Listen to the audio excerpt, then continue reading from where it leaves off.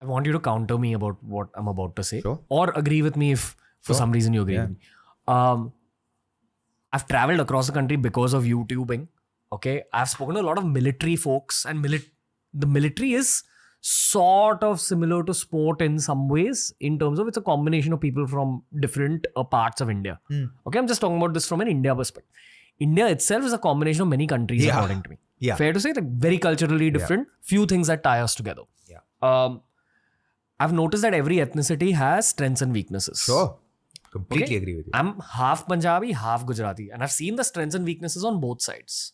Okay. But when you grow up, Gujarati, you're taught the value of money. Yeah. That's a core aspect, and business. And when you grow up Punjabi, you're taught the value of social skills. That's a big one. Massive. And projection. Like how to project yourself as cool. It's a part of Punjabi culture. I'm not even talking about the weaknesses on both sides. I've always noticed since my history of remembering cricket, okay, since I've been watching cricket, there's always been a cohort of North Indians and Punjabis in the team. Okay. And I've honestly had a lot of South Indian bros in my life, and I've had these conversations with my South Indian bros. The South has always felt less represented in the Indian dressing room. I don't think that's a false theory.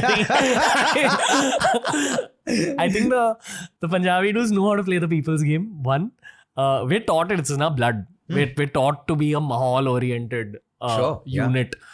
But I've always felt in cricket, the South has been not as well represented as it could have been. I still feel that's true to a large degree. Yeah, it is. Is that chatter in the cricket world? Well, I don't know how much it is there in the cricket world. I'll tell you what I've noticed.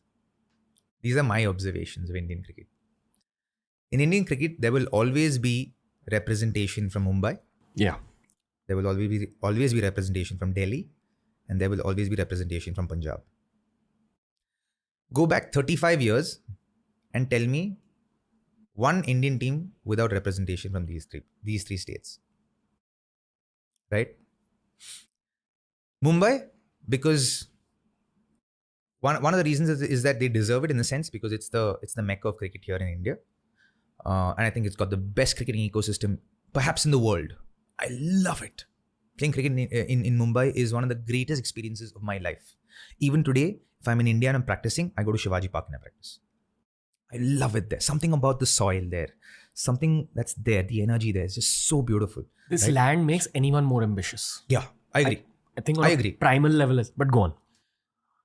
And they've won 45, close to 50 Ranji trophies. So they deserve to have representation. And you always see that guys from Mumbai, in general, youngsters from Mumbai, have always had a longer rope than youngsters from any other part of the country. Now for guys from Karnataka, Tamil Nadu, Bengal, Andhra Pradesh, Hyderabad, Maharashtra even, Madhya Pradesh, UP. How do these blokes get into the side? You have to, before the IPL came along, you have to win Ranji Trophy. Win. Not score runs. You have to win. For you to even be noticed, to be a part of the fray, you have to win Ranji Trophy. Anyone who understood this game at a young age have ended up having a long career. Look at any batter for India who's played for India for a long time and who scored runs, big runs.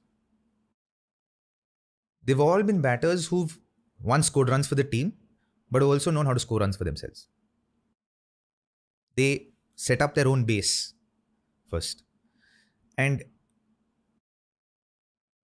in a sense, in cricket, you'll call it batsmanship. Yeah. But look at the guys from the South who played for a really long time, who scored hugely successful. All of those guys are guys who've known how to score runs for themselves and score runs for the team. Right? That's the only way they've been able to sustain themselves. Take all the greats from the south of India. The only way they've sustained themselves is to know to play cricket like how, say, people from the west of India play or people from the north of India play. Because there, yes, you're a people's person, but you know how to self-sustain as well. Now, cricket in the south of India is played very differently. Cricket in the south of India is played as a team sport. right? Now the culture has changed. When I was a youngster, it was played as a team sport. It's a team sport. What can we do for the team? What can we do? Like, honestly, I had so many seniors growing up that would tell me, Robin, don't forget to score your own runs. Don't forget to score your own runs. Don't forget to score your runs. I'm like, what are you talking about? This is a team sport. I'm like, sir, I'll be like, bro, I'm like, no, man. Like, I'll play for my team. We'll win and then we'll grow. Didn't happen. Now, how do KL Rahul, Karun Nair, Manish Pandey, S. Arvind, Abhimanyu Mithun, all of these Karnataka boys, how did they play for India? When did they play for India? It's after we won a Ranji Trophy. If we hadn't won Ranji Trophy, they probably wouldn't have got the look in. They would have probably been known because the IPL came about. But for representation to happen in the Indian team, you have to win Ranji Trophy. Like, say from a kid from Kerala. The only, like I can tell you, there are five boys from Kerala today who can play for India. But they won't be noticed until they win a Ranji Trophy.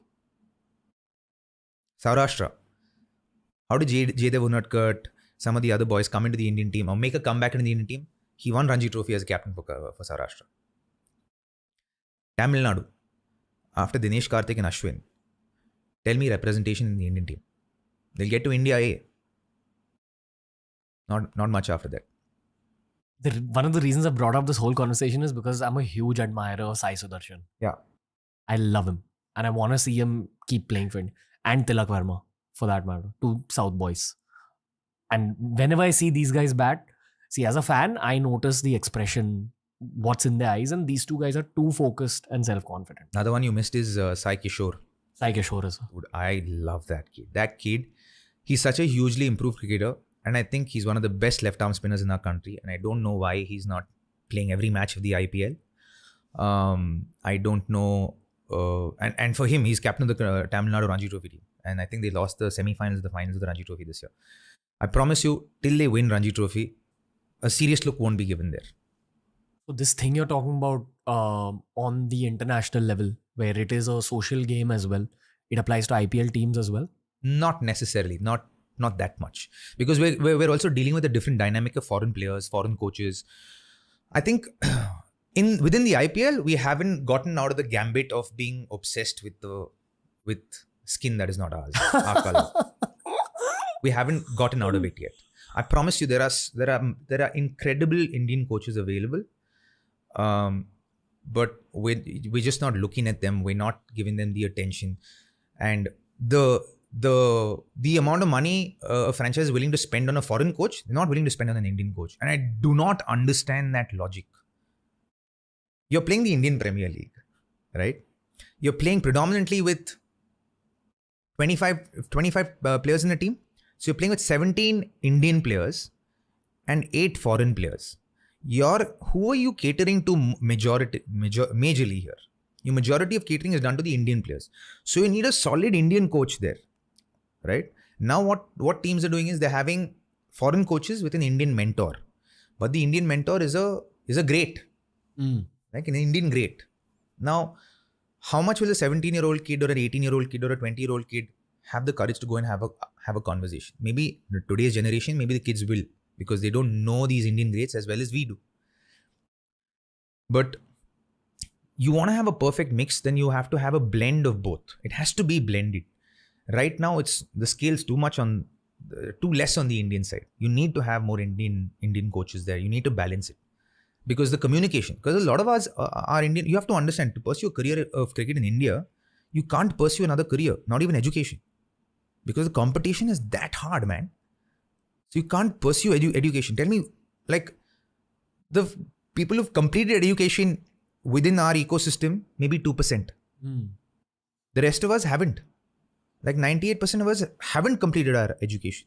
We've learned and upskilled ourselves along the way to speak well, to speak eloquently, to communicate well. All of that we've learned along the way. And while you play sport, you grow. There's a lot of depth that happens. Growth of depth that happens. Growth doesn't happen vertically. Growth happens more horizontally, and growth happens within. So if a lot of work's put into language and how to communicate that, people can articulate it. Otherwise, they can't. So a lot of people can articulate beautiful things, not perhaps in English, or not perhaps in Hindi, but maybe in Gujarati or Punjabi or Haryanvi or Bengali. Most people are 12th standard passes, right? Yeah, if that. Not even 12th pass. If that. 12th is quite high for cricket. I'd say 10th standard, 9th standard, they'll give up and they're like, okay, Damn. pursue this completely. Okay. The guys who complete their undergrad and all, like Ashwin's an engineer. I think Anil Kumble was an engineer. Does it make a difference to the game? Yeah. Like I've graduated and finished college and I feel like it's given me a sense of confidence and a well-roundedness, and especially after cricket, that I did not have or I would not have had. And I got to credit my mum for this, because when I went to, it was 2007, I was playing the cricket World Cup 50 over World Cup in West Indies when my examinations were happening on my final year BCom. And my mum says, I don't care if you won a World Cup, you have to go and finish your education. And I went the following year in 2008 in April, and I gave my supplementals. So I went and gave my arrears and supplementals, and I passed. It makes you analytical about your own game, perhaps. Yeah, that's what. Maybe that as well. But for me, it just gave me a sense of confidence that, and a sense of well-roundedness, to be honest. I can't define it, so to speak, but a sense of well-roundedness that perhaps I wouldn't have had, where if it would have made me feel like, yeah, I came till there and I didn't finish it. But I got to give credit to the guys who actually choose to give it up at 9th standard, 10th standard and say, okay, I'm going to pursue this full time. And then, do my best to upskill myself along the way.